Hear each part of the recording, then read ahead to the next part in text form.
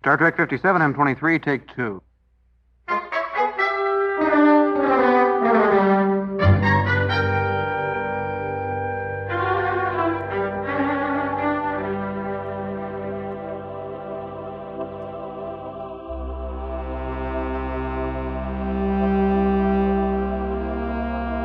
It's the It's Got Star Trek podcast.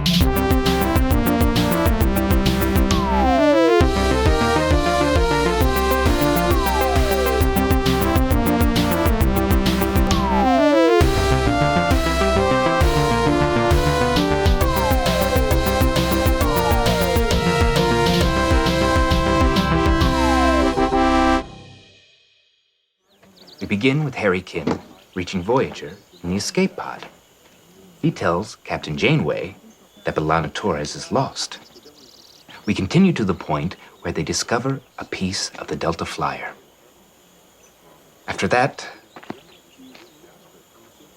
It's simple. They search for B'Elanna Torres. B'Elanna Torres is found. Or not found. Or not found. The end. Sounds pretty straightforward to me. That's exactly the problem. Where's the mistaken identity? The discovery, the sudden reversal? Mistaken identity. A character who was someone else. Discovery. The moment when that identity is revealed. Reversal. A situation that turns from good to bad in a blink of an eye. Dan, why don't you start the podcast? Oh, hey, guys. Hey, Jesse, what's your name? My name's Jesse. Right What's on. Your name? We don't do names. We never do names. Hey, well, you asked me to start. We This do, is how too. I'm starting. Okay, fair point. Yep. I thought you were going to start with like a funny voice. Hey, Pat. Hey, Patrick. Yeah. Hey, Jesse. Hey, what? What's your name? What are you doing? What's your name? What are you doing? Hey, Patrick. I like you've been workshopping this. You've added a few words to your repertoire No, for like this particular 4. voice. What? Because you used to only be able to say, Hey, hey, Patrick, Jesse. what's your name? You couldn't even say, hey, Patrick properly. No. And now that I've called you out on it, if you try it again, you'll probably mess it up. Try it. Hey, Patrick. Oh, good job. What's your? Well done. What are you doing? And what's your name? I'm sitting here on a podcast, and you already said my name. My name is Patrick. Yeah. And my name is Dan.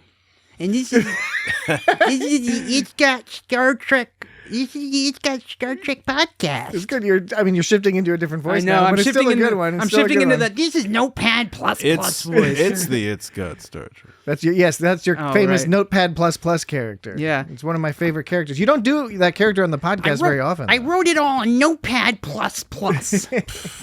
Is that how you wrote your algorithm, or did you use some sort of developer environment? I'm standing in the doorway voice. I used to use Notepad plus to write programs, but now I use Visual Studio Code, which is really just a fancy text editor. Yeah, because it makes different colors for the different commands and business. And all Yeah, that. It's got a lot. There's got a lot more variety and extensions. A lot more capability than Notepad plus. That's good. But if you really want to go out there, a lot of people like one called Rider. I've never used Rider. Okay.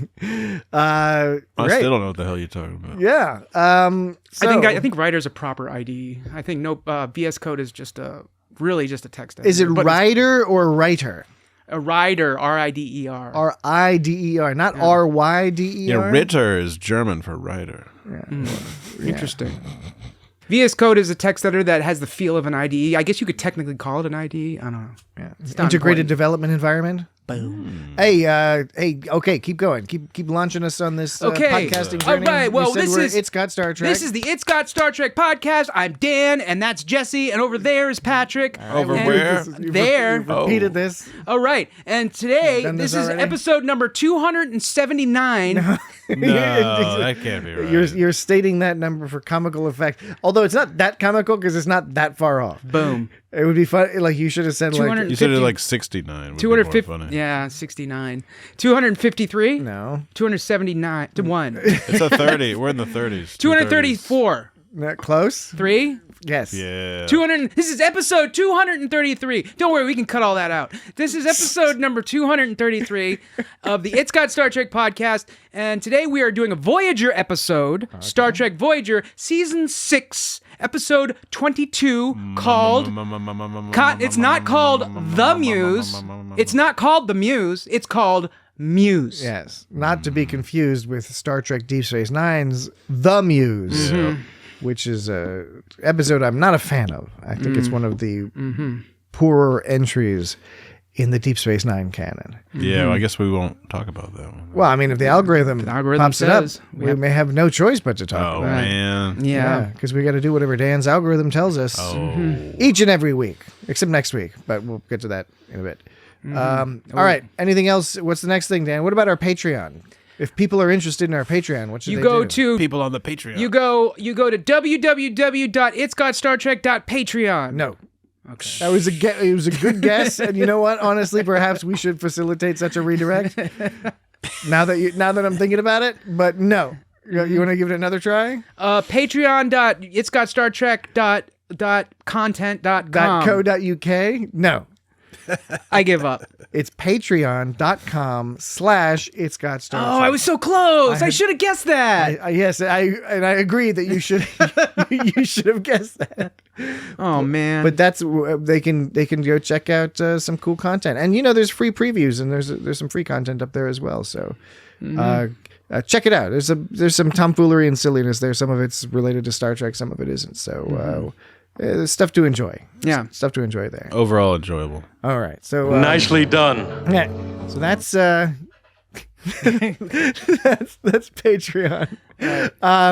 What do we need to explain to people about what's happening on April 4th and then April 8th?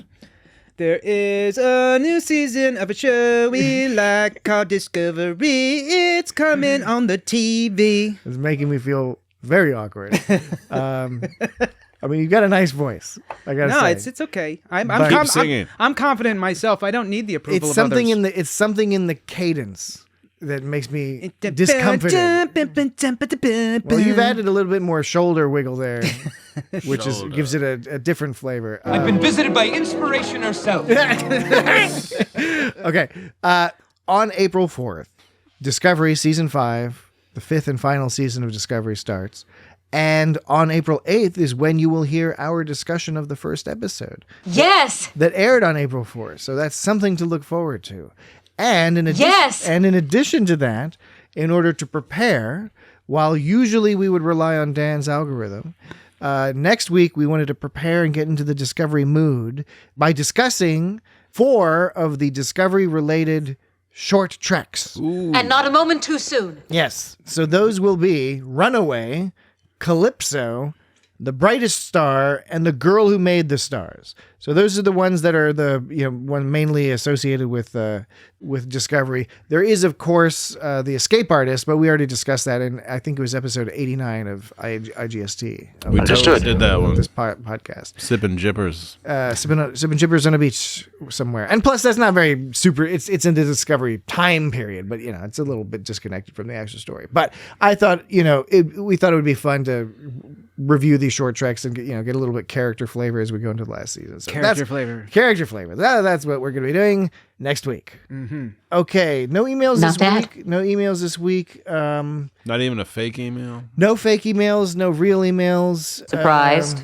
I am. But we can do chat 'em ups. Oh, Chat 'em yes. ups. Yeah. Hey, Jesse, did anything Did anything interesting happen to you recently? Oh man, this is really digging, scraping the bottom. An answer in the format that is, would be appropriate on, say, like a late night talk show, sort of like a brief anecdote, something that's mildly engaging but not too controversial. An inefficient plan. I was gonna leave the house this morning and I couldn't find my keys, and I looked everywhere, and I was like, it was the last place you looked. Where could my keys be? And my keys were in Natalie's car, and she had driven away with them. She had to come back and give me my keys. Oh, well, I'm glad that resolved itself. Go on. And then, pretty well. And then I had my car keys, and I went to my car, but then I had to get back into my house, and I had taken my house keys out of my backpack, and they were on the floor in my house. I couldn't get back in my house, so I had to call Natalie again. To give me my fucking get me into the house so I can get my fucking keys. Oh, go I'm on. a fucking idiot. I gotta say that is. And that's my anecdote. That's some turmoil. That was today. That was just this morning. Wow. Yes. And I almost believed you. And now you're here podcasting. I barely, making that up. barely made it over. With a couple of goofballs. Barely made it over here. You made that up. A couple of goofballs. No, I didn't. I did not make that up. Well, how about you, Dan? Did you have any recent anecdotes? Cats do anything cute, or did you encounter anybody like in a Pepper threw up the other shop? day. Pepper is one of your cats. Yeah, she threw up the other day. Yeah. Did this concern you, or was it just sort of inconvenient? It was more just inconvenient, but she has a sensitive stomach. This is really scraping at the bottom of it. No, it's a chat 'em ups. It's just a chat 'em ups. It's just trying out a new feature. A Chat 'em new ups. feature. That's a good story. Don't people want to talk to us about Star Trek? I had to Hear get us about Star back Trek? into the house because Iris wanted some bunny snacks. Oh, bunny snacks. Yeah. And she was like, she had to have them like right then. Yeah. In the car. No, Dan, we're going to talk about Star And Trek. I was like, but, I'll turn back and get some bunny snacks. And I was like, oh no. Like you Oh, can't. no. That's good stuff right there. The bunny snack anecdote. It endears us to the audience. Yeah, 'Cause I thought it would make it cuter if I. other people will be like, I like daughter. bunny snacks too. We need to be relatable. People need to be able to relate to us so they can have a connection with It's us. So those they little feel like fruit they know snacks us. that are shaped like bunnies. It's from Annie's or whatever. I got into a little thing last night as a Go happens. on. Yeah, and it's nothing big. It's not like the end of the world type stuff, but it was tense for a few minutes because I was at the mall and I was in the Barnes and Noble. Oh shit! And I stayed in there. Like they were like it was like 9:50 and they got on the announcement. They're like attention shoppers. It is 9:50. Barnes and Noble will be closing in 10 minutes. Actually, I think it was like At Tyson's. yeah, maybe no, it was 8:50. It was 8:50 Eastern time. And then That's the time and then zone at we live in. 8:55 they came on and said like, and the guy was like fucking stern. He was like, "It's shoppers. It is 8:55. Barnes and Noble will be closing the gates Can you still get a coffee? in 5 minutes." Don't be afraid. No coffee, no nothing. And I was in there, and I was like hanging out near the entrance. I'm reading but a book, I bitch. wasn't leaving. Some people were about to come in, and the cashier guy ran out. He's like, "Hey, we're closing in 2 minutes." Yeah, I know.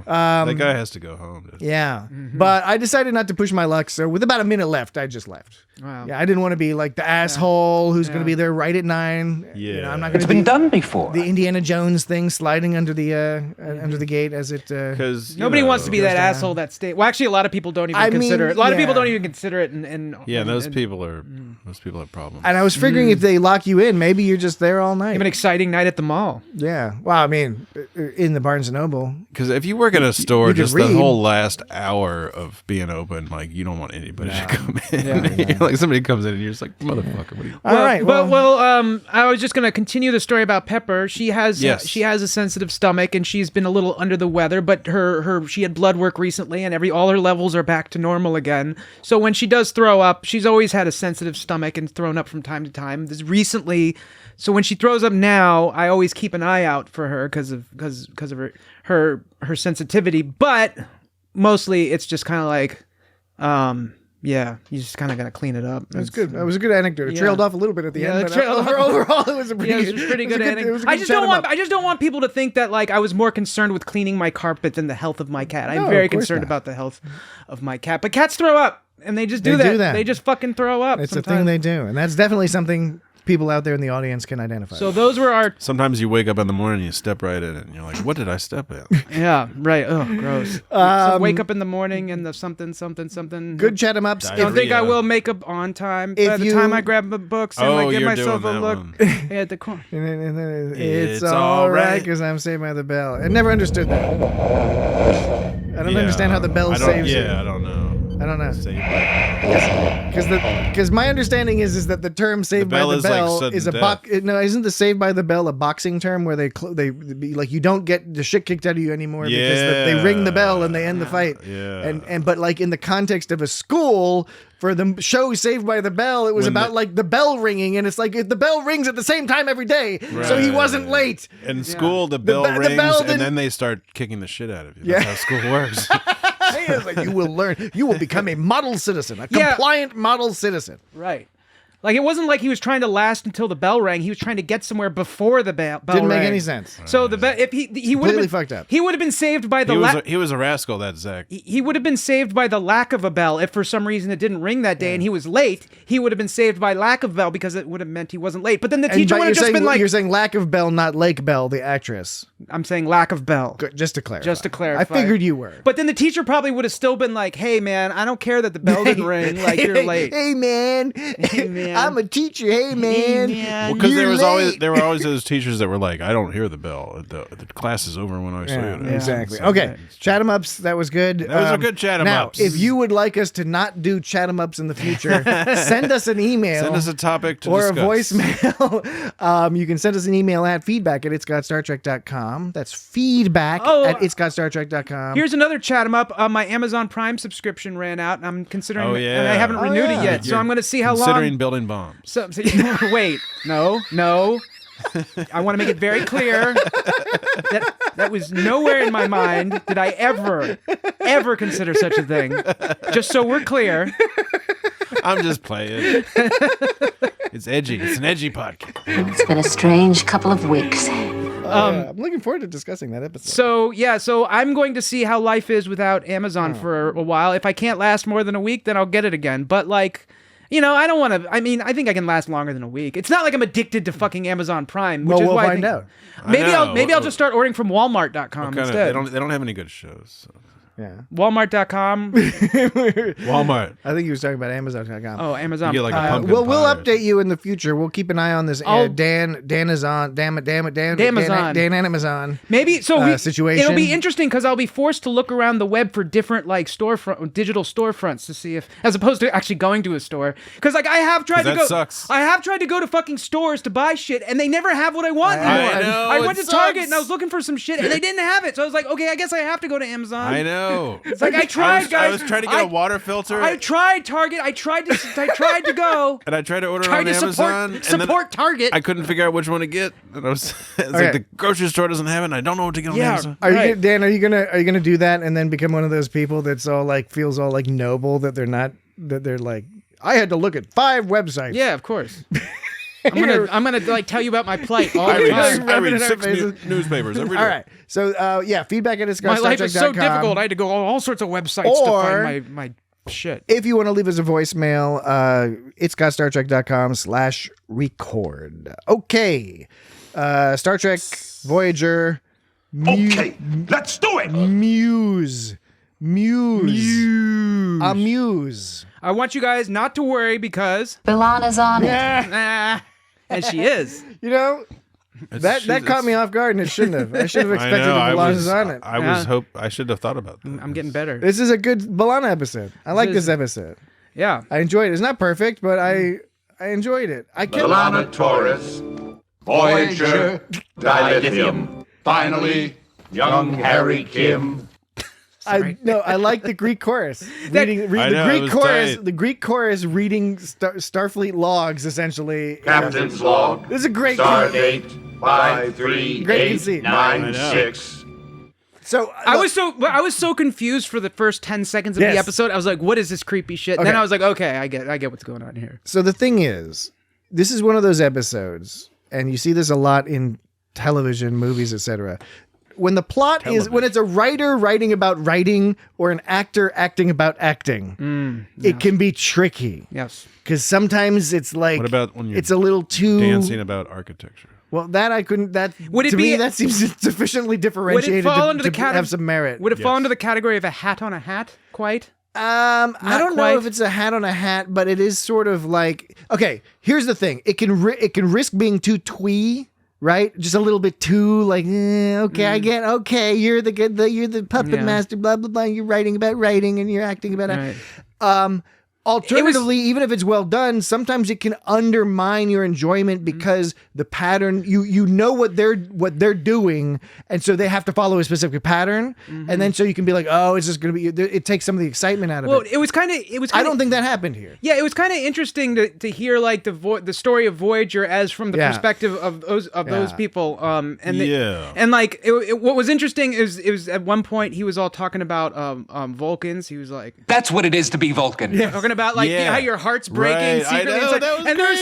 there was something like really spot on about like that. I you know, know, it and was. then he was talking about Chakotay and Janeway making out. Yeah. and like He was shipping them. And obviously, I mean, there was an episode where they were on that planet with each other, and there's always been sexual tension between Chakotay and Janeway. I don't know if you can. I mean, I'm sure a bunch of people tell me I'm wrong, but I feel like there's always been. No, I There's a think little bit. Yeah. I think it's Yeah. well known. Not everyone's a fan of it. I'm Right. kind of not a fan of So it just because it's- I don't like Chakotay. It's kind of interesting that like he kind of drew this information about from the logs and what he was listening. So it was interesting to see the perspective.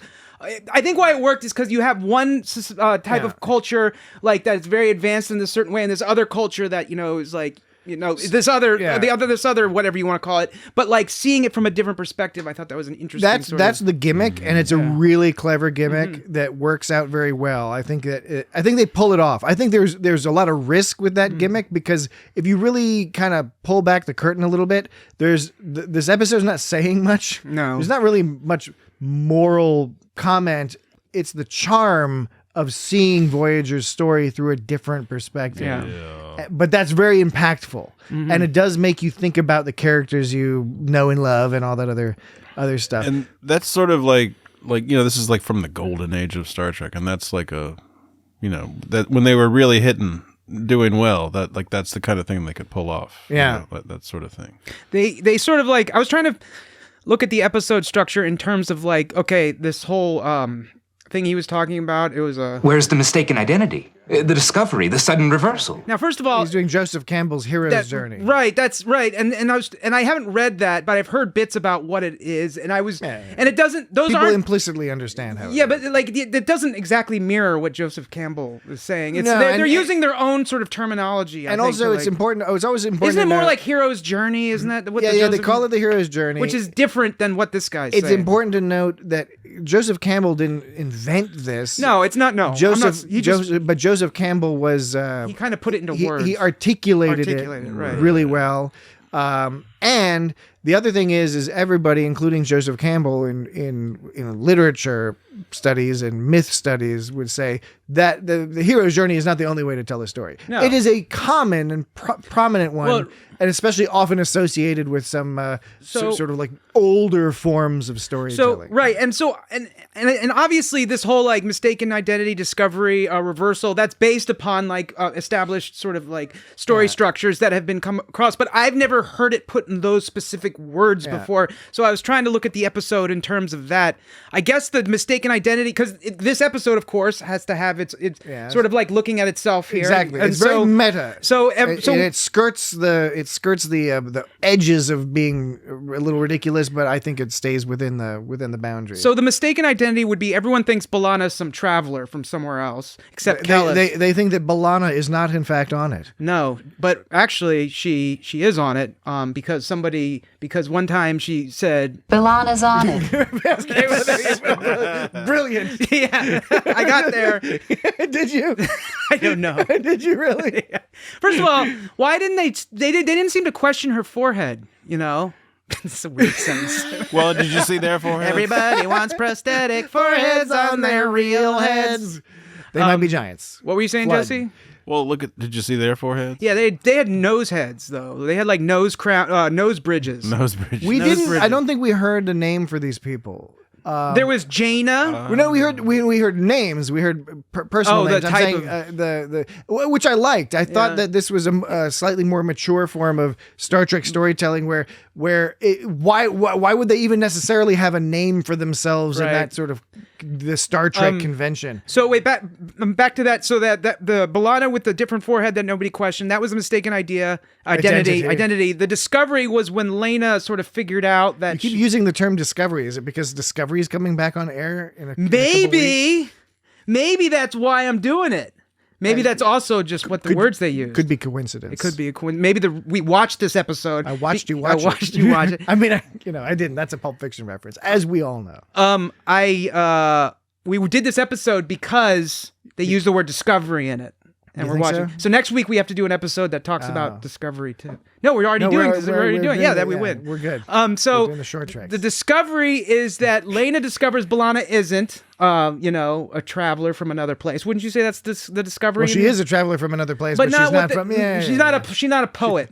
Yeah, she ain't what this other guy is making her out to be. And by the way, they're calling themselves poets, but they're really like playwrights or storytellers. But poets, I guess, is all They're the just same being thing. pretentious. Yeah, they're just being pretentious. This episode is about a planet full of pretentious people. and the reversal. One sect of which is led by Budget Andy Richter. The reversal is Kellis doesn't want B'Elanna to leave, but she has to, and that's bad for Kellis, right? But then she's like, "You can do it, Kellis." And somehow that means Kellis can continue to be inspired on his own from here on out. Just making up stories, I guess. She like the whole reversal was Kellis not believing in himself and her saying you can do it, because there was nothing like who's to say Kellis, because he's gonna have to keep coming up with stories week after week, and he's not going to be able to repeat that beaming special effect. No, he's not. So he's really set the bar too high. She kind of fucked him with that. Yeah. So so we never get to really figure out. We never find out how he's able to continue the stories, other than B'Elanna's just like, you can do it. It's in here. You don't need me. And he's like, oh, I guess I don't. Our stories will continue. So I didn't think there was a really good resolution for like how he continued making stories. I think the end doesn't 100% come together. But that would have been the reversal where her leaving. I think would have been the reversal where her leaving would have been a disaster, and then, or maybe the reversal is that the play also, because like they couldn't. He didn't have an ending for the play. That could also be another reversal. And then they did have the ending. That was one of the B'Elanna. things where it was getting. I appreciated it for what they were doing, but it was starting to bump up against the borders of being a little twee, where it's like, I'm a playwright, but I haven't thought of the ending yet, but we're still going to put the show on. Right. I'll come up with the ending before the end of the show. I was wondering how often has that actually happened where somebody, the play hasn't been done by the day of. I bet never. Yeah, right. People are like, yeah, it's delayed. Yeah, Sorry, exactly. It's not, or it's canceled. It's just not, whatever. It's just not happening.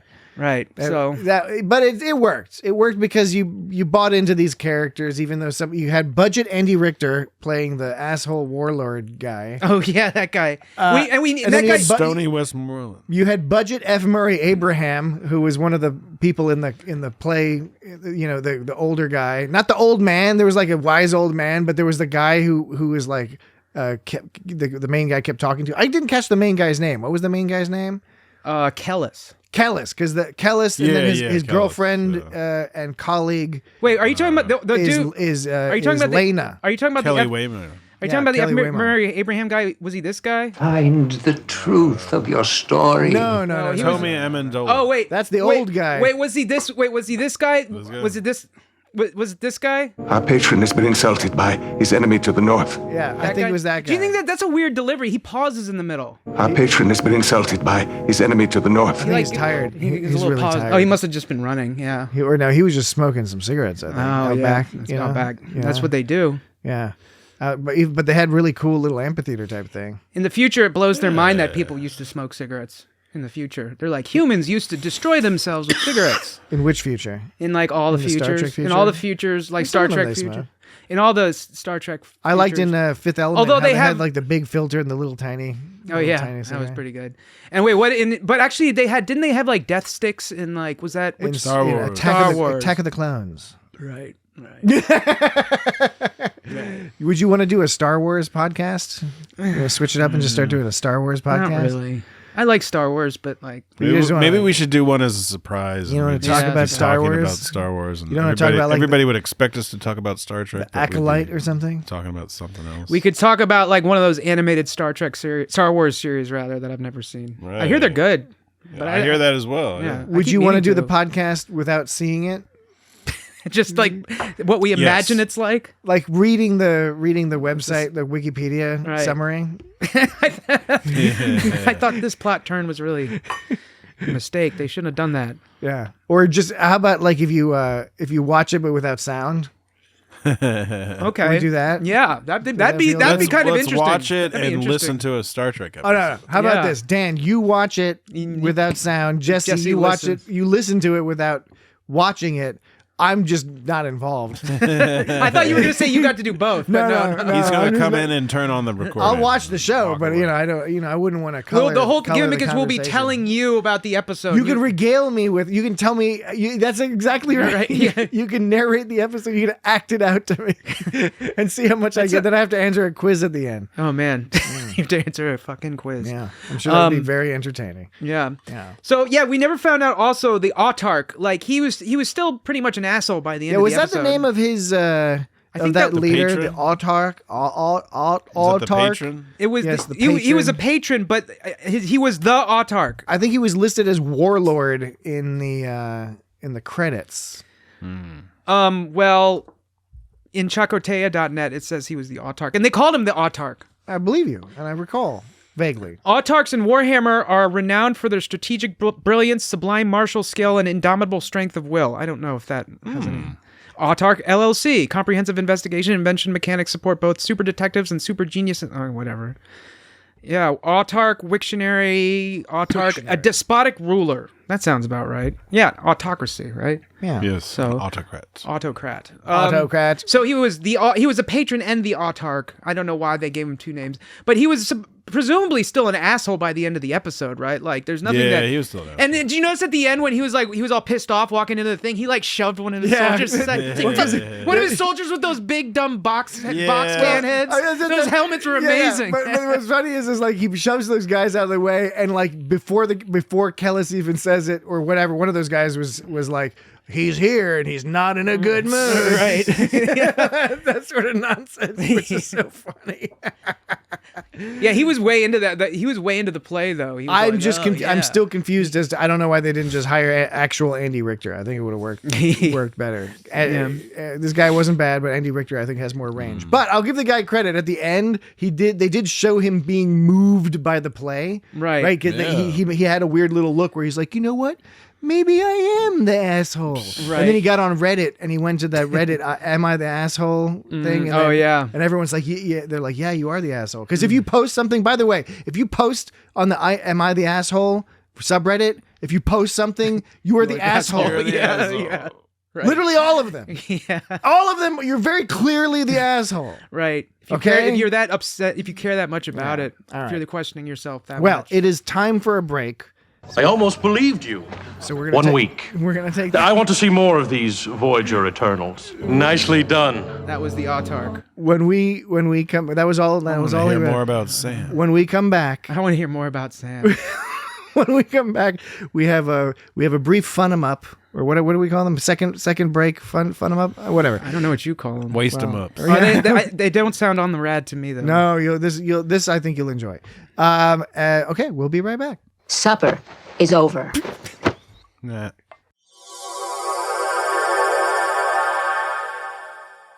All right, we are back. I knew you'd come.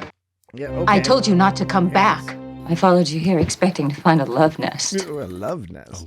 That we should note, because it is of note that the character of Lena was played by Kelly Waymeyer, I've seen her before. who would later Yeah. play Ensign Elizabeth Cutler on Star Trek Enterprise. She was on an episode of Seinfeld also. And she very sadly in 2003, Kelly Waymeyer died of a brain of an arrhythmia, I think, something Oh with the man, heart. that sucks. Yeah, I know, it was really sad because she was this great character on Enterprise. She had a not long, but a recurring role where she was kind of hanging out with Phlox and Oh right, she was a the one- crewman, so it was an she was interesting the one perspective. that Phlox all like started hanging out with, Yeah. and he all liked her. And Yeah, stuff. they kind of like a little romance, a little Right. friendship, and it was fun to see those conversations between them.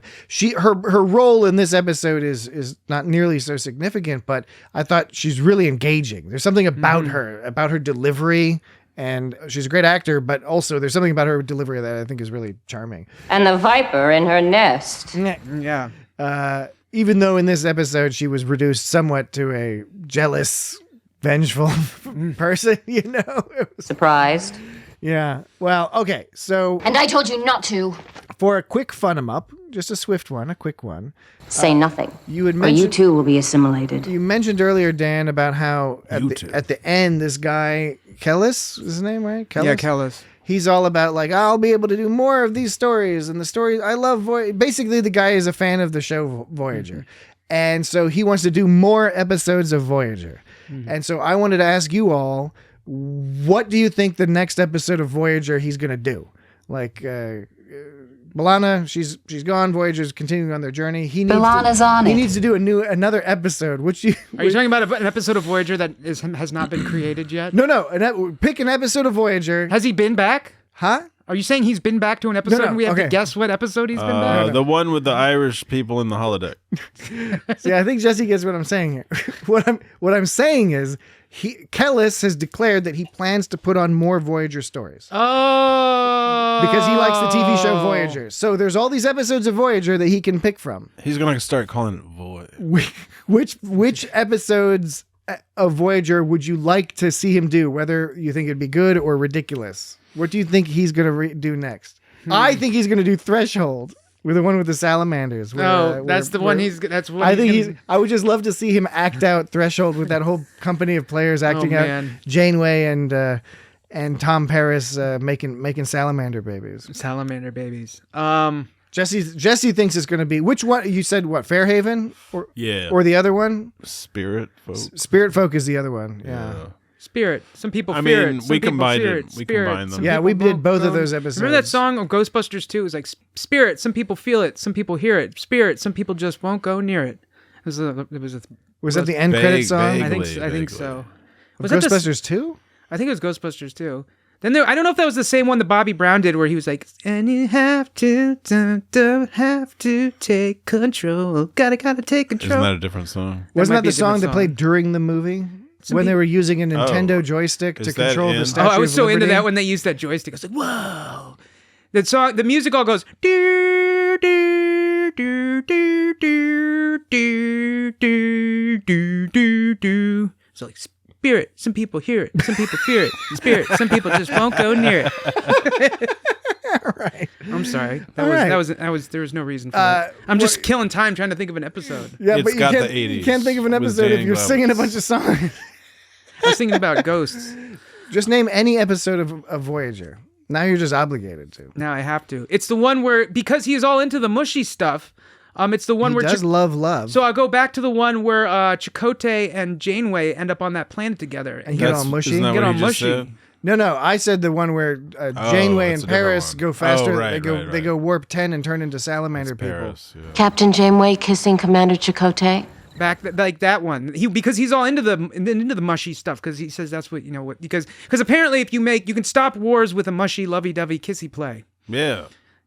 I would think that he was talking about like the perfect play can stop a war. Mm-hmm. Now, I know that like media and entertainment and stuff. I think the person writing this episode that's the classic writer writing about writing is you end up with messages like, writing can save the world. Yeah, right. Which is not a point I necessarily disagree with. And so what I'm saying is in this situation of trying to stop an immediate war, no, I don't think he's going to write a play that's going to convince the autarch to immediately stop a war. I think over time there can be an effect, but I don't know of any situation where a story has immediately convinced somebody to change like some kind of major action like a war. Like it's not. I'm sure it's happened a lot, but it's probably looked down upon because people watch those stories and they're like, really? Well, no. What I'm for real? What I'm saying is, Are you serious? In real life, I don't think one story has prevented a war. Is this real life? I don't think one story has prevented a war, and I think if you don't think the Goonies is what led to the downfall of the Soviet Union. What I'm trying to say is it takes time. I think like it can have an effect over time. Yes, I think storytelling can have an effect over time, but like one story, you're not going to make some great play that's going to fucking do a bunch of awesome shit for the world. What about a song? And what about Back to the Future? And when you watch movies with like a really positive, powerful message, there's always going to be people on the other side who are like, that's just some bullshit, So, that's people always write off, even if it's a really introspective, or not introspective, but interesting, a really thoughtful play that reveals a lot of so you disagree insight. You reveals disagree a lot of with the thesis. Even if something reveals a lot of, it's very insightful. I think there's going to still, the people who still want to fuck shit up are still going to want to fuck shit up. It takes time to change people's minds. Do you want to fuck shit up, Dan? It takes time to change people's minds. Do you want to fuck shit up, Dan? Winter's Tears. What about your play? I knew you were going to, when I heard that, I was like, Winter's Tears. Winter's Tears. It was delightful. The sudden reversal. Well, yeah, so I guess you are disagreeing with the premise, and I think it's easy to disagree. Yes, when you put it in those terms, probably, yeah. But we were talking... if you're putting it in terms of a society that has been depicted as being run with an iron fist by warlords, you really only have to convince like two warlords not to fight each other, I guess. It's not a convincing everybody. Yeah, it's just convincing. Yeah, I know, that, but the two people. I just don't think one play is gonna change his mind. Like I said, it takes time for that kind of shit to happen. We don't know enough about this warlord fellow is part of the problem. He right? does seem to be really into plays, though. Yeah, he's really specifically he likes watching Voyager. He was almost childlike looking at him, like get all into the play. I mean, it could work after maybe a few plays. You could start. That's what I'm saying, right? Yeah, That's right.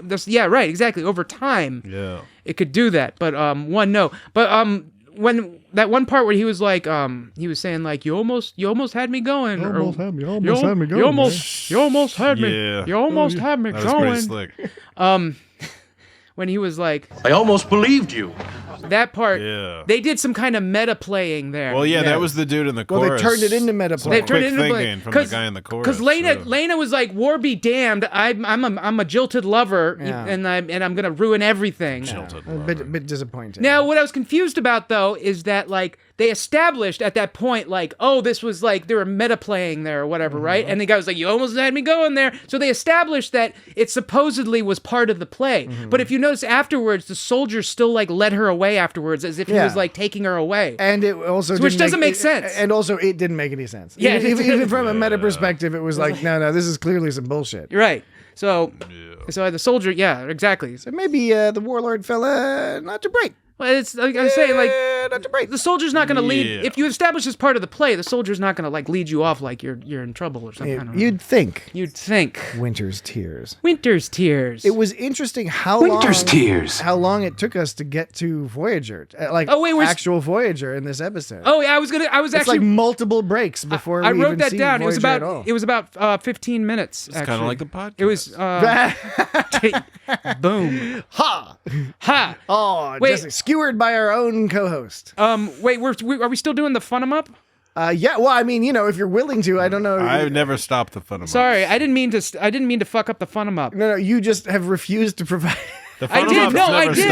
I did. It was the Janeway. Oh yeah, Chakotay. that's right. You gave that episode. I forget the title of that episode, but yes, yes. Did you ever notice that those people on Voyager, like the Voyager uniforms, got a lot looser? Those people, the officers on Voyager, I feel like their uniforms because they're starving because they don't have resources because they're in the stuck Delta in the Quadrant. Delta Quadrant. There's no authority to regulate their. I mean. I don't think that the writers. Neelix is serving crewmen to each other. I don't think the writers wrote that in. I think it was like the TNG ones were ridiculously Eventually, tight. Neelix gets a fucking uniform himself. I think the TNG ones were ridiculously tight, and they were like, we need to loosen these up a bit. Yeah. I think that's what happened. All right. Well, but no, it's about 15 minutes. Our episodes. We named the episodes we think they would do next.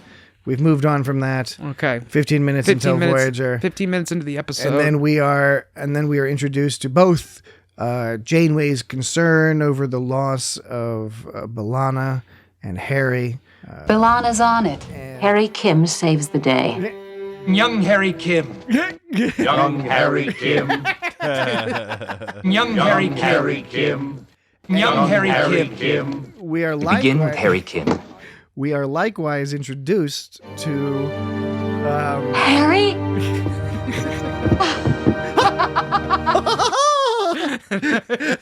We are likewise introduced to the subplot of the sleepy Vulcan. The sleepy Vulcan. And it's funny because the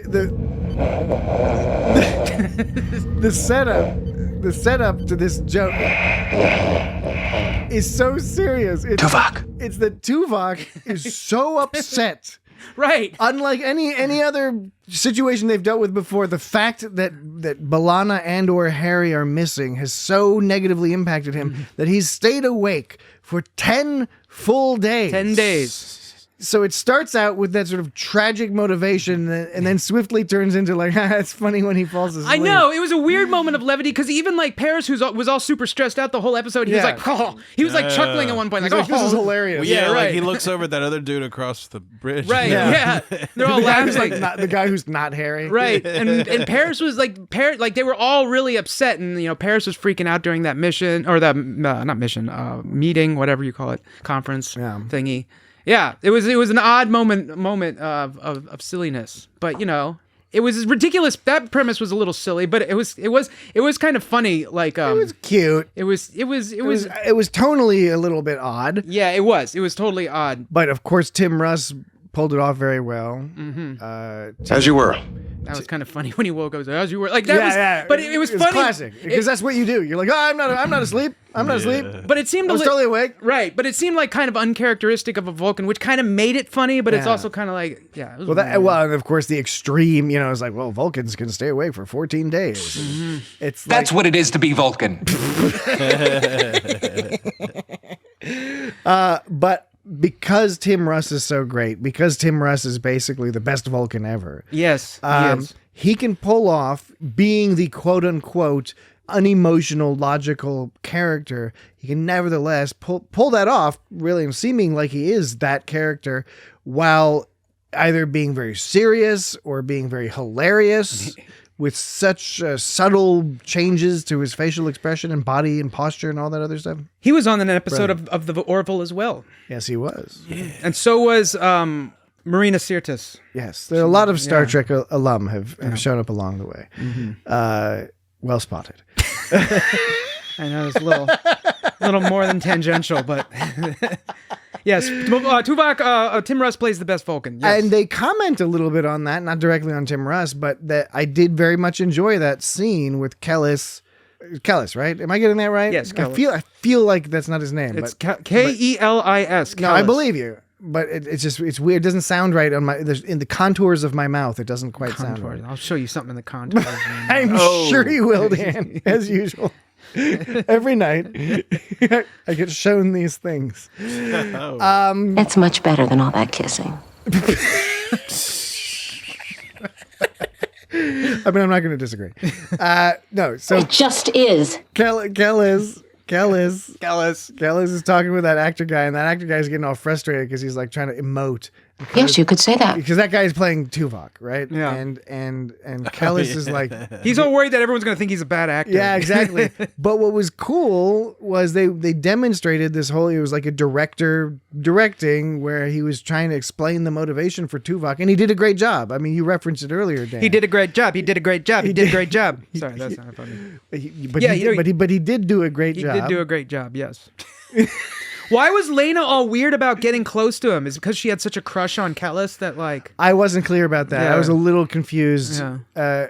Almost it seemed like not only that she obviously had a relationship with Kellis, but she almost seemed repulsed by this other guy. Yeah, I know. It was weird. Was it just because they were doing some play, like some kissing in the scene? Yeah, they were doing some kissing in the scene. But like still, like she's an actor and I don't know what the fuck she expected.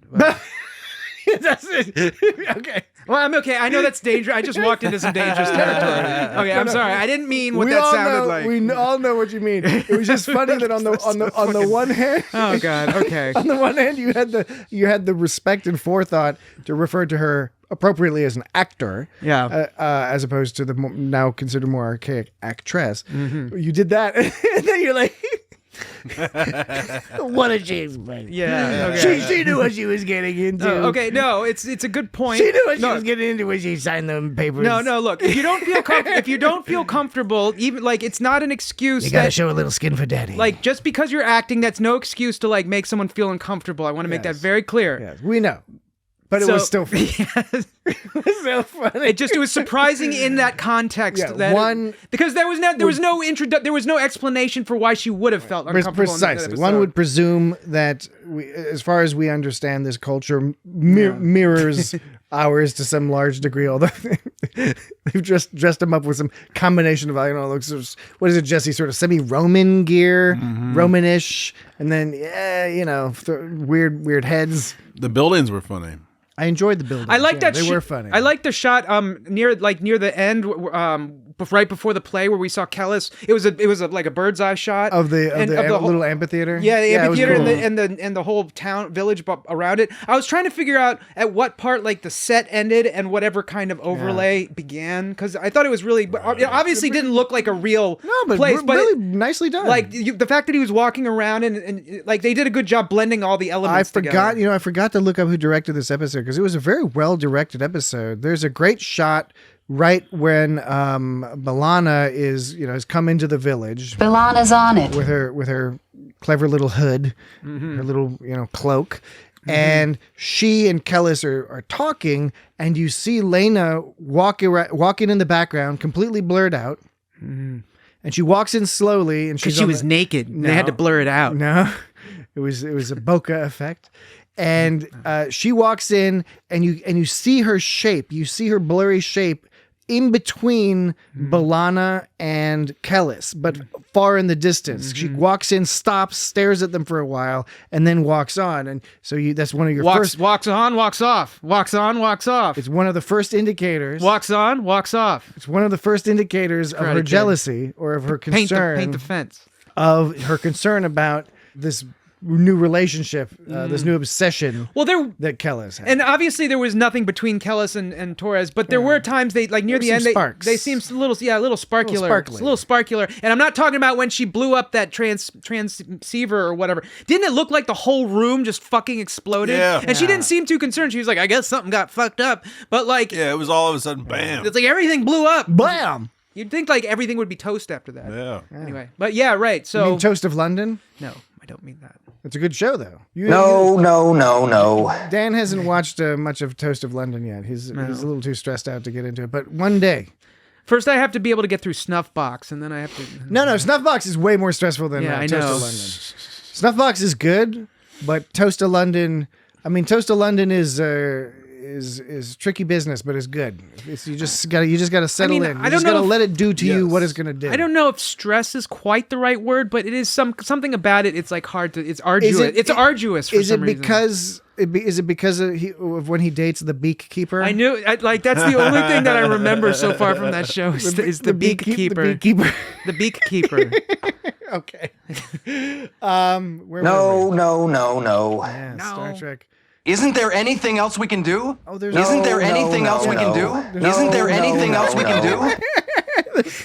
There's all sorts of stuff we can do. Isn't there anything else we can do? Isn't there anything else we can do? So, okay, this whole conceit about the Eternals, which is partly funny because, it was like the Marvel Eternals. But it's funny, this whole idea of like these gods that you worship, yet you want to catch them and make them your servant somehow. Yeah. And at the same time, it's very old school. Yeah, but at the same time, he kept telling her, like, he was like, I'm your servant, yet I'm fucking bound you up and caught you and are preventing you from leaving. This was a story, was very Shakespearean in a sense, sort of playful, in the sort of playful comedy side of Shakespeare, where yes, it's a fella who captures somebody he perceives to be a god, right? But in fact they're just a more sort of scientifically sophisticated person. First of all, this is what we know about Eternals. They're called Eternals, so they must be able to live forever, right? They may be perceived to live. Well, that's what I'm saying. What this village perceives Eternals as, what defines an Eternal to them. Just saying, you might call a team. You're like, your guys are a bunch of winners. That doesn't mean they win every time. Okay, so they think that Eternals can live forever. They think that they have magic. She had like medical equipment. They were like magic, yeah. Because he was bleeding her. He was slicing her up. Right, and then he thought she had hot blood, which I wasn't again. Another bleeding is the best way to treat it. Yeah. So there's that. Then they can apparently summon lightning because there's that one part where it was like in that episode. And did you? Yeah, and he was like, "Did you?" Yeah. So they she's all like, "Yeah, motherfucker." So they live forever. They can heal people. They can summon lightning. They have apparently Kellis straight up says they have the power to make the ground open up and the sky to fall.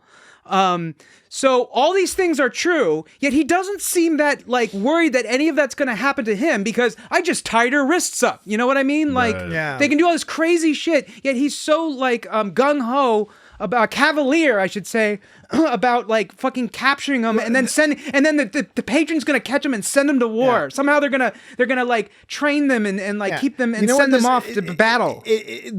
But that's part of the characteristic. That's how this story is set up. Is it has the flavor, and I'm not talking not the play they're doing. It's like the Star Trek episode we're watching has the flavor of almost like a Grimm's fairy tale, right? Where you have a plucky hero type who does improbable things. There are some of the lesser known but more fun Grimm's fairy tales are things where like there's a guy who goes to a haunted castle where all the bravest knights never can stay the whole night to like, because you get like the inheritance or whatever if you stay the night in the castle. All these brave knights don't don't manage it. And then this guy who's like dumb as a box of rocks goes in there and he just has a grand old time because he's just too stupid to realize how often his life is in danger. It's kind of like the Inspector Gadget gag, right? But there's a lot of stories that kind of have that flavor, and this has a bit of that flavor too, where it's like this guy is he's so like sure of himself and he's so passionate about his art that he can capture a god. Yeah, you know, and that's it's charming. He's also kind of a hack, at least at first. Well, that's the other thing that we don't get enough of in this episode is we don't know if this is the first time he's had an actually good play or a successful play, right? He has a patron. He has a job. He's being supported in whatever feudal sense for his presumed skill at writing plays. You made a play out of our logs? Winter's Tears, the sudden reversal. So presumably he has sufficient skill. I could be wrong, but they didn't give us enough information to know which way this story is going, right? Because they could have had us set up that he's always failed and all his stories are stupid. This is his last chance. Like instead of it being the threat of war, it could have been the threat of, I'm going to lose my job if I don't come up with something. And then he stumbles across the Voyager logs and it saves his ass. And then that's why he's motivated to kidnap her and keep her around, because he's like, I've never had another successful play. That the bones of that story are here, but that's not the story they told. It seems more like he was he had plenty of ideas, but like now it's like this idea is really like caught on with his patron. And so he's like, okay, now that, you know, it's otherwise it's the same plot, but I don't know. It feels a little bit different than if they had told the original story where it was like, you're about to get fired. Speaking of original, I want to know what the original ending was before like B'Elanna saved the day. They were all talking about like, we can't use this ending. Wasn't it that they were just going to find B'Elanna dead or something? And then oh yeah, it was implied. That was implied. I thought that was kind of a joke on his part. Maybe he was like, when he sent the letter, he was like, if you don't come, I'm going to kill B'Elanna. But maybe that he was serious. Maybe that was like, he couldn't think of a different ending. I'm wondering. I guess it's he's one of those not thinking of a different ending kind of guys. So, well, I was just wondering if that he was joking with her when he said he was going to kill her, or if that was the real ending that we were going to. Joking, Lee. What aren't you doing? I'm not joking. I'm not joking, Lee. There we are. I'm not joking, Lee. Excellent. Like a well-oiled machine. Gary Mitchell. Gary Busey. Well, he was also like, so she fucked up Kellis in a couple ways. First of all, are you talking about B'Elanna? B'Elanna. She was like, the metal alloy is like she was, or no, first she tried to get him to go to get dilithium. Yeah. Even though it could get him killed by the patron or the Artar. Yeah, she was like, dilithium. She's like, get that fucking dilithium. Yeah, that's like hunting deer on the King's Land. Tears. Right. And so she had him risk his life to get that. And he was like, okay. And then next she's like... And real quick, it was again, very mythological, very Grimm's fairy tale that the thing that she needed was only available on the king's private cave. Yeah, exactly. Like a private cave that the king has. Yeah. I mean, it's like, okay, that's awesome, but it's very archetypal. And on the second thing she did is then she was like, well, I need this like metal alloy and it has to have some gold with it. And he was like, oh, it's going to put me into debt. And she's like, you're going into debt. So she made him risk his life and she put him into debt. Yeah, again. She didn't give a fuck. Yeah, I didn't even think about that. This is another like myth thing or fairy tale thing where it's like the series of burdens or sacrifices that they... that this guy has to go through. You're right. That's funny. He captures a god who then turns around and makes him do all this fucked up shit. Yeah, this is clever. This is it is an episode where it's a writer writing about being a writer, but it's well done. It's well crafted. Well done. Like a one of them nasty old steaks they used to serve. At where? Just anywhere. You know, Anywhere? Well done. Used to serve. They Back don't in the serve day. them anymore? No, it's not legal to sell to serve well done steaks. You ever been to anymore. Golden Corral? No, I don't do that anymore. I have been there, but I don't do that anymore. I don't think I've ever actually been there. That's a past life. She was looking for 3 parts tin to 5 parts bronze, coated with gold on the front on one side. And after all that was done, she was like, "This shit's not gonna work. Yeah, he's like, this is not gonna work. Well, you guys fuck this shit." suck. But what was interesting, that didn't seem to faze him. He didn't seem to care. No. He's like, "I just went into debt, and this thing doesn't even." He didn't even comment on it. Which I thought was a little unbelievable that he like goes into debt. He goes through all this effort, and she's like, it's not going to work. And he didn't even say, oh, shit. It's a video game. The princess is in another castle. And It's like, bring me this. No, it's not enough. Bring me this. No, you need to go to this other thing. And then she brought up something about the Delaney sisters. And he wasn't even like, what are you talking about? Was it that he had Harry making out with the Delaney sisters? He says, why can't my play take the place of a war? And she's like, well, you're going to have to do a lot better than Harry Kim kissing the Delaney sisters. And his response was, why? He wasn't like, who the fuck are the Delaney sisters? Like, well, because he knows about the Delaney sisters, and the Delaney sisters are a running joke, whereas it was always like Tom and Harry or whoever, like how much of their going on dates on the holodeck with the Delaney sisters. How much of their Voyager data did he get? I mean, his transmissions or whatever. He couldn't have gotten that. She was telling him stories. He couldn't have known about the Delaney sisters. Well, she told him. Okay, she could have told him. But she could have done anything. We didn't see her tell him, and there's no reason. There's no reason to assume that he would know who the Delaney sisters is. That the data he recovered would have anything on the Delaney sisters. Dan, the logic here is he said Delaney, or she mentioned Delaney sisters, implying that because she said you're talking about the Delaney sisters kissing Harry Kim. So that means he's the one who wrote that. No. She was critiquing him writing that. He didn't write that. He did write that. No, he didn't. She said you're going to have to think of something better than Harry Kim. There was nothing kissing him kissing the Delaney sister. She was just saying that as like well, you're gonna have to do a lot better than flooping the dupe when the zoop goes boop. I took that to mean that's what he had in there. I took it to mean that's what he had in there. I took it to mean she was hyperbolizing. That's what she was. She was just coming up with I can tell you, Dan, I could see that. I don't think that, but I could see that. Damn. But you know what's happening? Is it time to go poopy? It's time to take a break. If you request permission to be relieved. If time to go poopy. If you'd like to take a poop during the break, just let me know so I can pause the timer. I'm going to go take a pee. All right, so this guy's going to take a pee. You're the one who's Dan leaving. might take a poop. Regardless to the audience, you won't know any of that happened because I'm going to say we'll be right back, and then after we're back, there will be a sound effect, and then we'll be right back. So let's go. We will be right back.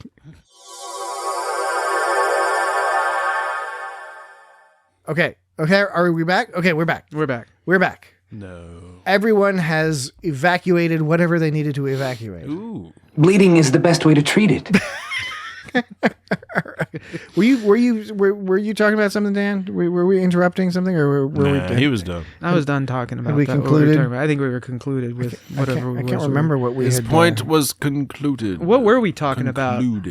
Isn't it ridiculous how quickly we forget? I know it's actually kind of concerning. It was too long of a break. I'm not even too much break. I'm not even joking. Like, dude, it's so concerning. I can't remember. I'm like actually really a little bit weirded out by that. Like, I can't remember shit that happened a few minutes ago. Hey, I've got to. Maybe it's because of the whole simulation. Middle age. Yeah, some people are like, oh, we're in a simulation. Other people are, no, we're not in a Supper simulation. is over. No, we're just middle age. Check this sentence out by Paris. I'll run a planet-by-planet search. You just think listen. Planet-by-planet search. Planet by planet. Planet-by-planet.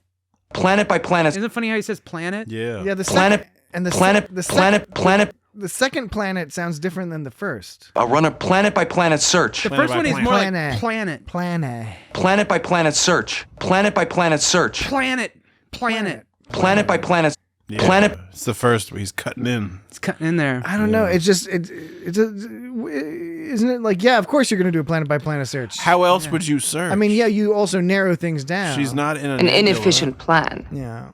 Yeah, there wasn't much 7 of 9 in this. There were references to 7 of 9. Did you enjoy how Kellis, his interpretation being interpreted by the, was it Lena, to play 7 of 9? I, 7 of 9, am Queen of the Borg. 7 of 9 is Queen of the Borg. 7 of 9 is a Borg. The Borg. A B. The Borg. A B. The Borg. A B. The Borg. A B. A duck! The Borg. Yes, I did enjoy the 7 of 9. To answer your question, I did enjoy their whole 7 of 9 situation. Yeah, no, this is she wasn't in a lot of this episode, but you know, she was good. And then the reference to her character. Yeah, the reference. I thought the reference to her was fun. Yeah, Waymire, she did a great job. I thought again, and you know what was interesting when she was playing in the first play, Kelly Waymire was playing B'Elanna. And B'Elanna's on it. She sounded to me when she was acting out that role on that stage. She sounded like B'Elanna. And then later, when she was doing 7 of 9, she sounded more like Jerry Ryan doing 7 of 9. She was well coached by that guy that wrote the play. And the viper in her nest. See? Yeah. Yeah? I like. Yeah, play some Roxanne Dawson and then play that viper in the nest business. Okay. How do I do that? Something labeled B'Elanna. I got a lot of stuff. Come here. on. Is anything B'Elanna? I'm sorry to disappoint you. Now the viper in the nest. I, 7 of 9, am queen of the Borg. And the viper in her nest. Okay. Now do something else. Yeah, play. Do you have something from the beginning of the episode? Oh my god. I don't know. Go on. Wait! No, from Don't the be play. afraid. Do you have anything from the I play? can see I'm in good hands. Don't come back. You wouldn't dare. I don't have that kind of magical power. Enough! I meant from the play where Lena is playing B'Elanna at the beginning. In the whole initial part of the episode, which gets the whole story started because Budget Andy Richter is all delighted and he's like, I want another one of these. But that play, B'Elanna was the main character and was being played by Lena. Yeah, I don't know if I actually have anything. You may not. I thought if I kept talking, it would give you the opportunity. All I have is the second stuff where she's like, surprised. Say nothing. You too will be assimilated. Yeah, that's the more. Do you have any 7 of 9 stuff? Jerry Ryan 7 of 9? I don't. I mean, you don't got it. If you don't got it, don't I just worry have about this. it. An inefficient plan. That's all I have from that on this episode. Yeah, I guess she wasn't. She wasn't featured a lot in this episode.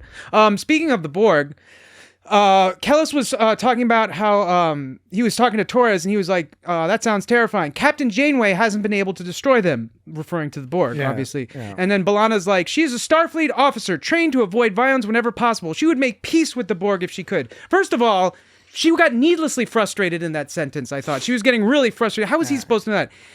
In she is, she's part Klingon. Yeah, and she's just known to have like a bit of a temper. Second and of all, she doesn't suffer fools gladly. And second of all, it's not ridiculous to think that Starfleet would want to destroy the Borg because, like, in fact, there was an episode where Picard and crew had a chance to destroy the Borg entirely. I was hoping that this would come with the computer virus. I walked right into that bullshit. I was waiting patiently. With the computer virus. Jesse, you caught onto that way quicker than I did. And if you didn't do it, I was going to bring it up myself.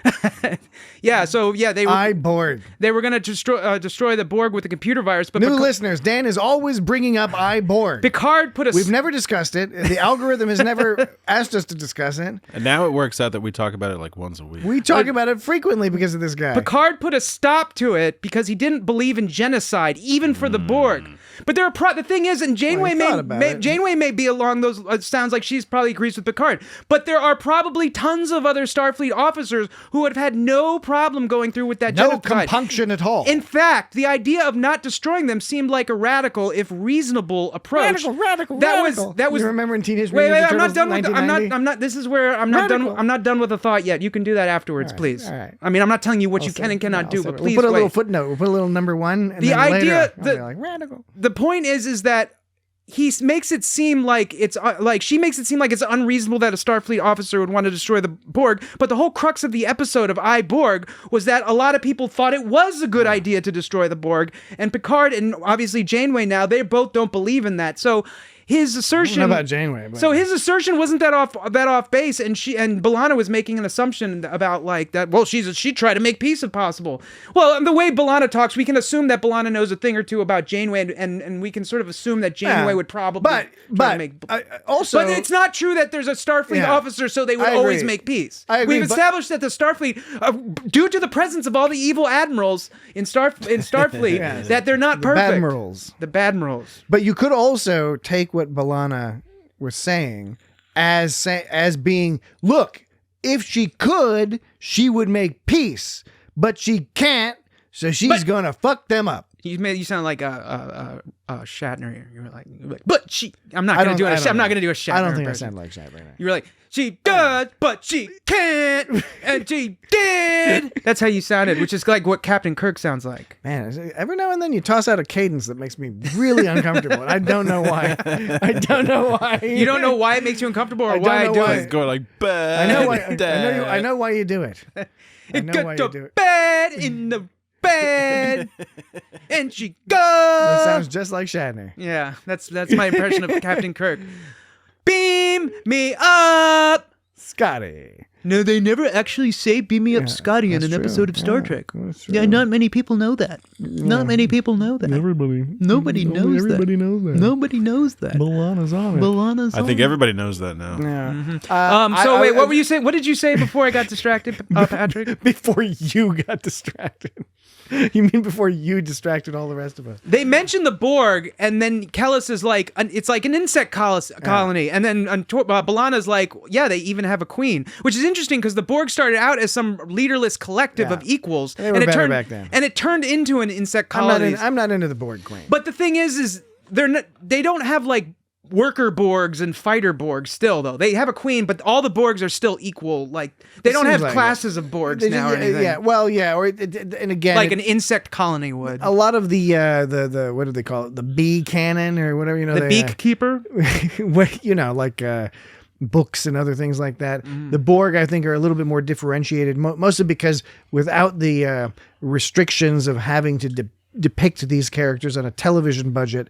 In the books, they do differentiate the Borg more because they have all these crazy aliens. There's gas aliens and there's robot aliens. Like gas aliens. Are you talking about like the different gremlins in Gremlins 2? How there's an electric gremlin? Yeah, there's there's a spider gremlin. Spider gremlin. There's a lady gremlin. Yeah, there's a lady gremlin. And a Hulk Hogan. There's a Hulk Hogan. There's a Hulk Hogan there. Tears open the screen, starts yelling at the audience. Yeah. Great movie.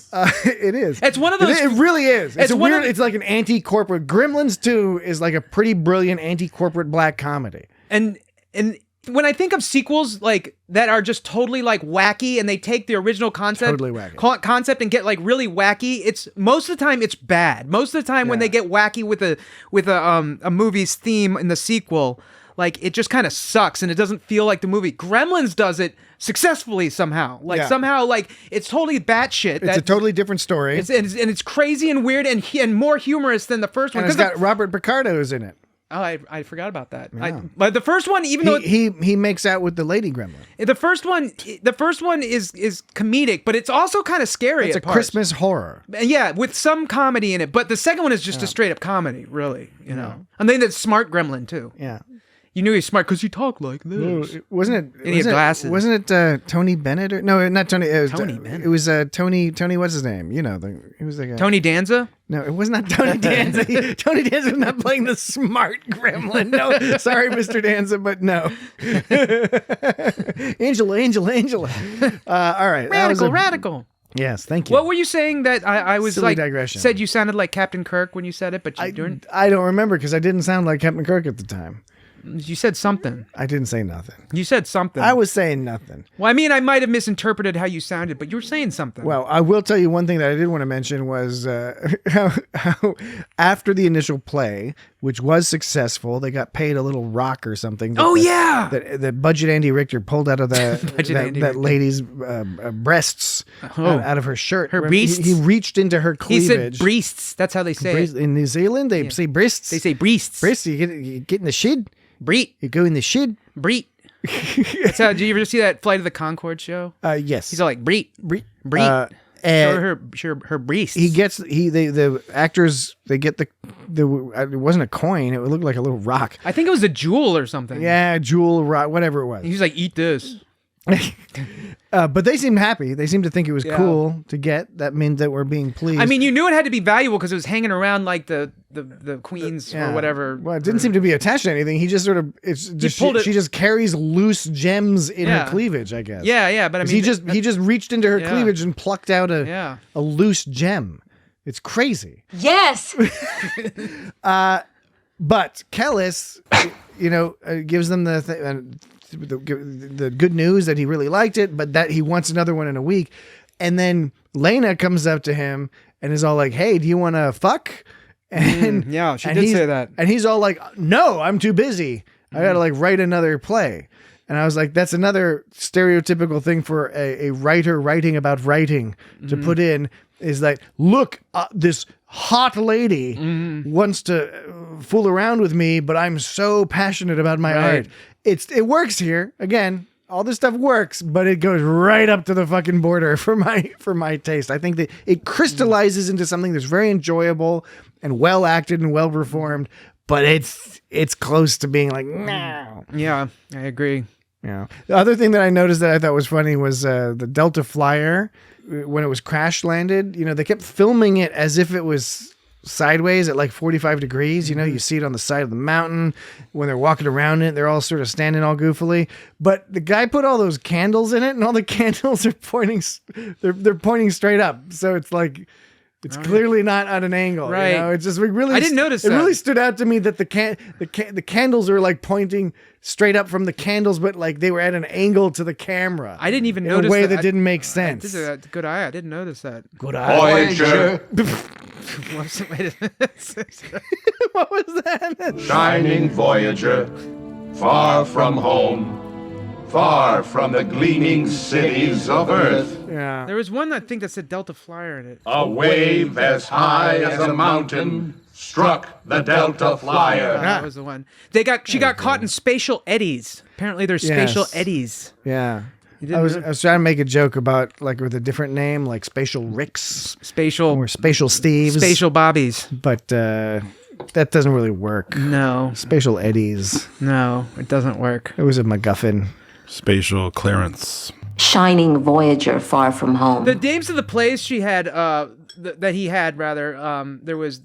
The Away Mission of B'Elanna Torres. Yeah, now, it's funny because Away Mission, when we hear it like all the time on Star Trek, it doesn't sound weird at all. It's like, yeah, they're on Away Mission, whatever. But when you make it this sort of grand title, it sounds kind of silly. It's like the Away Mission, it's like we're away. They're going away. They're going away. It just sounds. What are they doing? Where are they going? It just sounds very they've gone and gone away. It sounds like slight or something in a certain way. But then they made the other one. The Rescue of B'Elanna Torres. So he needs a third one. Maybe they don't do trilogies there. Threshold. Did you find B'Elanna Torres? Blana. He says Did Blana. Did you find B'Elanna Torres? Blana. Did you? It just is. What's going on? You just have like little bits and pieces of sound. Yeah, I know. Sometimes I do that. Because I heard a little squirt. Like, okay, here's the full one. It just is. It just is. At the beginning, there's a squirt. It just is. Let me play it short. Yeah. It's a little squirt. It just is. What is it? It's a squirt. Of what? Do you have any audio games like Guess the Audio? No Guess the Audio this week. I just have a bunch of the group speak guys. I have Paris saying planet by planet search. I like that. Okay, we got Kellis. This is no way to end a play. This is no way to end a play. Is that right? Is that Roger the alien from Family Guy? It does kind of sound like it. This is no way to end a play. This is no way to end a play. It doesn't make sense. It'll have to. This is no way to end a play. This is no way to end a play. It'll have to. Yeah, I've got not much fun in the way of sound at this point in the game. Yeah. I know. I have. Oh, here's some background dialogue. Background dialogue. This is Batman dialogue. I think this is near the end. This is Batman. This is some background dialogue. Who are the enemies of Voyager? The Borg. Yeah. Species 847. The Borg. I didn't hear that one. And then he also goes to one of them starts saying species 847 8675309. Yeah. Who are the enemies of Voyager? The Borg. Species 847. I love when I hear like the background stuff. It's happened a few times. There was one episode, I think it was Picard, where they were in that. It was the last season of Picard where they were in that. Season 3 of Picard? Where they were in that that planet with all the debauchery, and I think there was some. Were they in the planet or on the planet? And we heard some aliens talking some alien language, and I remember playing it, and you were like, I don't like that, because they were going like gappa goopa goopa or something like that, and it made Patrick feel uncomfortable. I'm easily made to feel uncomfortable, and I don't necessarily dislike that. Sometimes discomfort is just what the doctor ordered. There was that one time that there was that one time where Spock made that farting noise. I think it's that was that was not what was that in the very short treks? Yeah, it was. Was that the one with the boogers? Yeah, I think so. That's not what I meant. I was trying to find an old one. I think it's this one. But there seems to be little choice. Was that? I can bring you another file. That was in. Was that? But there seems to be little choice. That wasn't All Our Yesterdays. That was the other one, the OK Corral one. Yeah, I think so.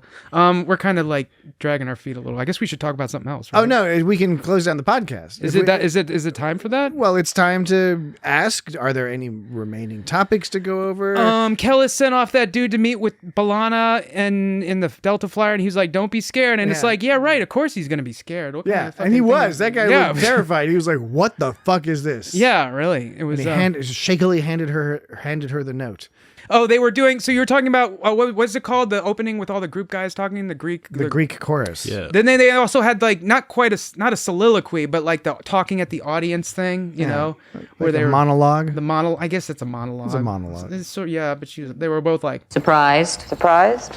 They're doing that thing. That's like not a Greek thing. That's like a Shakespeare thing, which probably comes from something else. Right? Well, this is very Shakespearean as well, both in the play and the structure. Everything comes from Shakespeare. The structure. I don't know. Lots of words come from that part where they start talking at the audience. I was like, that kind of made me feel a little like creepy crawly. I don't know. I wasn't into that part. It's a narrator. Yeah, it's I know. It's presented in it's a weird way because it's always like you got to have three of them, right? Three of them. They all talk at the same time, and it's gonna weird the fuck out of people. Yeah, it's weird. Well, you could just have one person. Sometimes they're gonna make funny animal noises. Well, I'm not talking about the chorus. I was talking about like when she was like when they were like. When they were like, oh, you mean when surprised? Tell her nothing. Like when they were talking at the audience, like when there was first it was Lena was saying like I'm a Borg and she doesn't even know it, and then like Lena comes up and is like I know she's a Borg, you know. Yeah. And then at one point she was all like I gotcha. I get where you're going. Yeah. At one point she was like say nothing. Or you too will be assimilated. She's talking to the audience when she said that. Yeah. And I was thinking, if we're playing the game of talking to the audience and acknowledging that the audience... That's what we're doing right now. If you're playing the game of talking to the audience and acknowledging that the audience exists, you said, say nothing to the audience. Say nothing. Or you'll be assimilated. What if at that point one of the audience members was like, no, I don't want to be assimilated. Like, what if what if the audience member... if they misunderstood? Well, no, what if they were told to say nothing and they wanted to thwart her plans... And she was like, "Don't tell them. Don't tell." Oh, you mean the audience? The actor tells the audience. Okay, here. Don't. Okay. Let me just say. I'm just looking for clarification of this scenario so I know how to. The character Lena was. Think about it. When Lena was playing 7 of 9. Okay. She's talking to the audience. She's like, "I am a Borg. Don't tell. Who was Tanis playing? She was playing. Janeway, was that? I think probably Janeway. Yeah. So she was like, I'm 7 of 9, the Borg. Don't tell she's looking at the audience. She's like, audience, don't tell Janeway that I'm 7 of 9. I'm a Borg. Don't tell her, or else you'll be assimilated too. Yeah. What if at that point in time, one of the audience members was like, hey, Janeway, that's a Borg over there. So your question basically is how do we think they would react to hecklers? Yeah, right. Because you're already acknowledging that. Well, it's even more than a heckler because you're telling the audience. It's a troll heckler. It's like if a heckler is simply just speaking out of turn. But like if the audience, we're playing the game of the audience exists in this world. Yeah. And so the audience yes-ands them or actually doesn't yes-and them, but says like. Sit there silently as an audience ought. But if the audience was then told Janeway, the character of Janeway, that's a Borg. That's a Borg. So they'd have to, they would have to, no, then the character of Janeway would have to yes-and the audience. And Janeway would have to be like, how would you go on with your play as if the audience member hadn't said that? They'd have to alter their play and improv on the spot and say, oh my gosh, you're a Borg? You see what I'm saying? So like, 2 points. If you're establishing the audience exists and then the audience is like, hey, that's a Borg and gives away the secret, they can't just move on with the play as if that didn't happen. A couple of points here that I'm going to push back on. First of all, You are setting up a scenario where we have a recalcitrant, obnoxious audience. That's certainly plausible. That could happen. In this case, it didn't happen. Maybe it's because the warlord's there. Well, yeah, I mean, of course it didn't happen. Maybe I'm just saying, like, maybe what if most they did? people just follow the social conventions where I'm saying, and I'm don't want to disrupt the play. And I'm saying, what if somebody did? They're What if? Yes. They were relying on the social. But they were relying on the social assumptions that they would. As do all actors in all plays that go on today. And throughout all time, this is something that this what if could apply to any play. First of all, no, not if they don't acknowledge the audience. If they don't acknowledge the audience, then they could move on as if it didn't happen. But I push But back. if they're commanding the audience not to do something and the audience disobeys, you can't simply move on from the play from there. See, that's where I disagree with you, because I do think that traditionally you would simply ignore the audience and continue, because everyone understands that the speaking to the audience is a narrative conceit. Yes, and not a not a literal transaction of information. I think it ruins some of the immersion when you do that. Of course, if an asshole stands up in the audience. No. And maybe they would be swift enough on their feet to improvise something. It would be less, less immersion would be lost. Fewer immersion? No. Less immersion. Fewer immersion. Less immersion would be lost had they not addressed the audience. Yeah. It's a risk to address the audience, because if they fight back, then it's harder to move on than if they hadn't acknowledged the audience at all in the first place. That's all I'm saying. I get you. They're making an assumption about social convention, and what if they fucked up? I get you. But I guess life would just go on. It probably wouldn't be a big deal. Maybe somebody would get executed. Again, we don't know enough. Maybe somebody would just get executed. We don't know enough about this culture. Now, echoing, one of our listeners, Stephen Schwartzoff, he wrote a little while back about, after we did TNG's Homeward, about how interesting it would be to come visit that planet, many decades or centuries later. Oh yeah, I remember to see how they were impacted by being moved. I would ask that same question here, which is, I can tell you're impressed, Dan. Just the way you delivered that. Let me tell you, I would ask that question right here. Not bad. Yeah, when we're talking about these people, I would ask that question, which is, it would be interesting to see how they are impacted in the future. Now, we have kind of a strange question. Because it wasn't a question at all. That was a statement. No, my question is, okay. My question is, what would they be like? How would this contact? Because at no point is the Prime Directive brought up in this episode. It is not considered. There's no talk of I didn't even think about it watching the episode. I know, right? It's because this episode is set up in such a mythic arc way. It's removed any of the regular constraints we have. Yeah, she transported in front of him. That's got to be a violation. She went into the village. And she did it for dramatic effect. She didn't even do it because she had to. She went into the village to hang out. She did it to make the guys play better, which helped him. But at the end, I think she could have. Yes. I think he could have been fine if she hadn't done that. And she was telling him details, even if they were couched in metaphor. She was telling him details about being a god. Yeah, right. Like flying through the sky in a shiny silver ship. Mm-hmm. But it doesn't come up. It doesn't come up at all, because this is a mythic. Say nothing. Yeah, mythic story. So anyway, I don't know. I just thought it's interesting to me that that none of that was part of this tale. Mm-hmm. It's too much stuff to fit in. Yeah, I mean, again, it was a highly creative concept, and I think part of what makes it work is that they did just go full steam ahead and they crafted this story in a way that makes it work. Mm-hmm.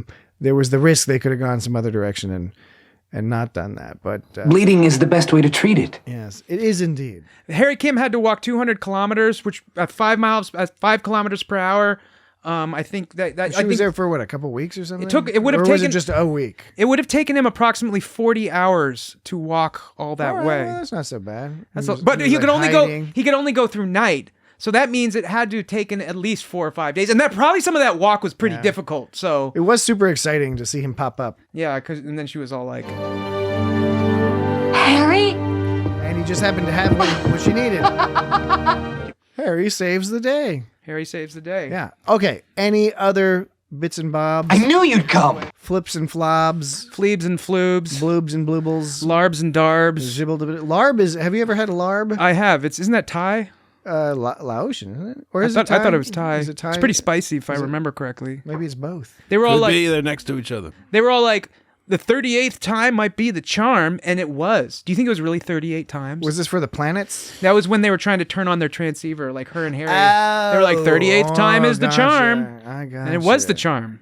And we don't know why.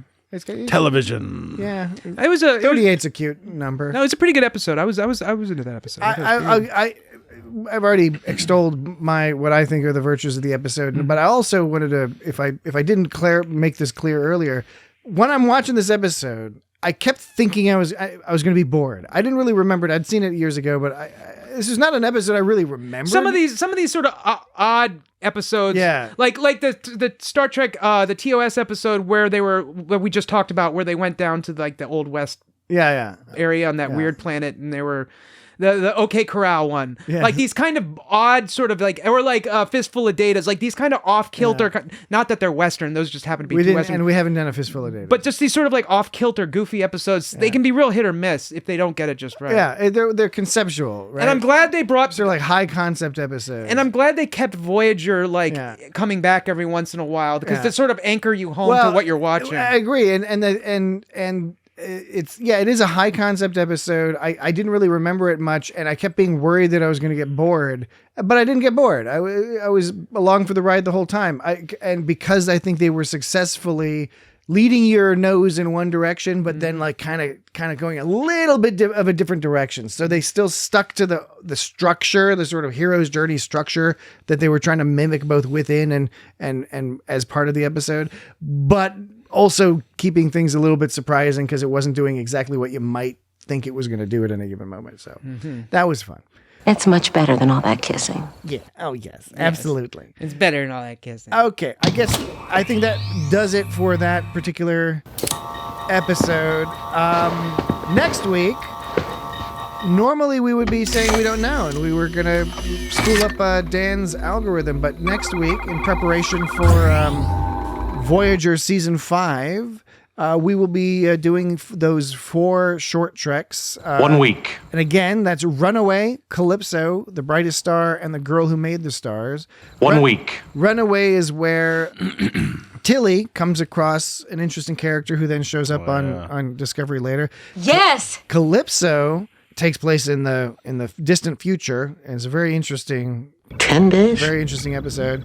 The Brightest Star focuses on Saru. It's sort of like a prequel, providing some of Saru's background. And then The Girl Who Made the Stars is one of those animated ones. We already discussed Ephraim and Dot, but we haven't discussed this one yet. And that one centers on Michael Burnham.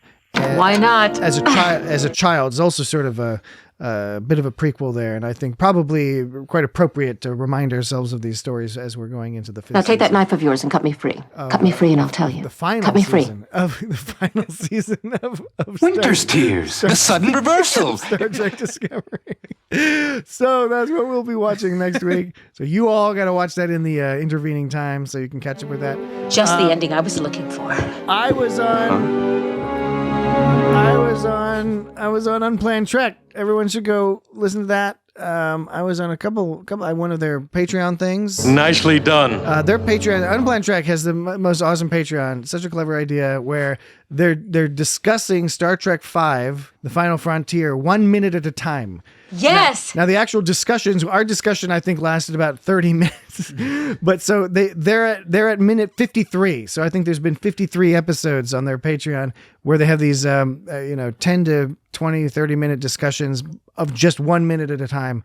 1 minute at a time. 1 minute at a time. 1 minute at a time. 1 minute so at I a got time. to join them for one of those. So that's worth checking out. The privilege of your touch. I forget which episode we just, I don't know. We watched a good episode. I can't remember because my brain's melting. Nicely done. Go to the Unplanned Trek podcast feed or go to their YouTube feed and you can. Yes.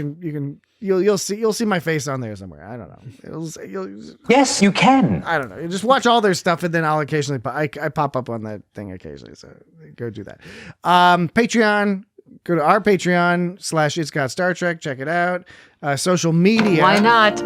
Social media at It's Got Star Trek at all the relevant social media places, YouTube and Facebook and all that other jazz. And what else? So yeah, feedback at itsgotstartrek.com. I don't have that kind of magical power. Is the email. www.itsgotstartrek.com is the website. And I told you not to. And it's got StarTrek.com/record if you'd like Want to give it a try? Leave us a voice message. So there it is. That's all the obligatory stuff we got to do. That's it? Yes, that's all. That's it. That's all she wrote. That's what we do at the end of these podcasts. 1 week. Okay. Yes, precise. That's right. Thank you, Dan. Yes, 1 week until we're back. Dismissed. In your ears. And with that, we wish you a good week, and we'll talk to you again later. Bye-bye. Supper is over. Tuvok.